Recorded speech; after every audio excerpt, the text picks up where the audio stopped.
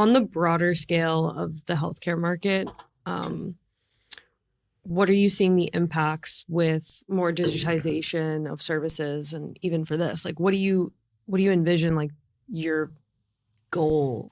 I think we're still pretty far away. Like, I feel like administrative work is still the number one spot to go like deploy AI at. Like all the clinical decision making pieces, there are companies going after that. I just think that that's a much like there are actual regulatory things you have to solve for that. Like an AI is not a licensed clinician. It's not credentialed. Like who ultimately bears risk for making the wrong diagnosis with a patient and or like missing an urgent diagnosis. And so we really prefer the administrative function. We don't try to do the clinical function. It's always like, hey, this is an urgent issue. Let's transfer you to the front desk. And so I think we're a little bit of ways away from like doctor GPT and an AI being your doctor and like sitting in the clinical workflows. But